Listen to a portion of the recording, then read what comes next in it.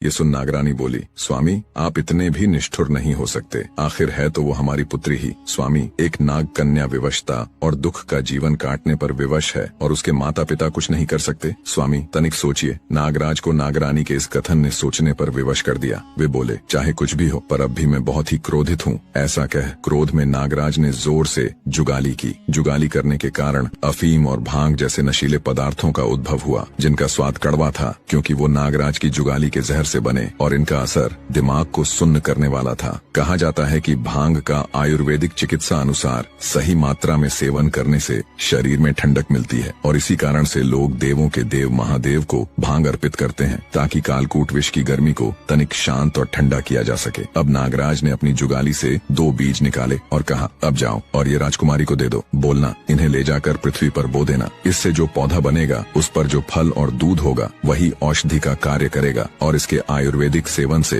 कोई भी निसंतान नहीं रहेगा और राजकुमारी के विष का तेज भी इससे शांत हो जाएगा, जिससे उन्हें संतान सुख की प्राप्ति होगी। ये सुन नागरानी बहुत ही ज्यादा प्रसन्न हुई और नाग कन्या से बोली, लो पुत्री, इसे ले जाओ और अपने राज्य के बागानों में बो देना। इससे औषधीय गुणों वाला पौधा उत्पन्न होगा, परंतु याद रहे पुत्री, उसका सेवन सही मात्रा में करना। अब नागरानी ने नाग कन्या को कैसे क्या लेना है उसकी उचित मात्रा बता दी और आशीर्वाद देकर विदा कर दिया। अब राजा कर्ण और नाग कन्या अपने राज्य लौट आए और वो पौधा बो दिया। समय बीतता है और अब वो शुभ घड़ी भी आई जब राजा कर्ण और नाग कन्या के अद्भुत मिलन से एक पुत्र का जन्म हुआ, जो कि अत्यंत ही आकर्षक था। देखने में उसमें भी अपनी माँ के समान ही अंतहीन शक्तियाँ थीं। तब से कहा जाता है कि जो कोई भी भांग और अफीम का उचित मात्रा में सेवन करता है वह निसंतान नहीं रहता। अब आप में से कुछ लोग कहेंगे कि तुम लोगों को गलत जानकारी देकर ऐसे पदार्थों के लिए प्रोत्साहित कर रहे हो, तो मैं पहले ही स्पष्ट कर दूं कि प्रकृति में मौजूद हर पौधे का अपना महत्व और आयुर्वेदिक लाभ होता है। प्रकृति कभी भी ऐसी वस्तु या पौधे का संरक्षण नहीं करती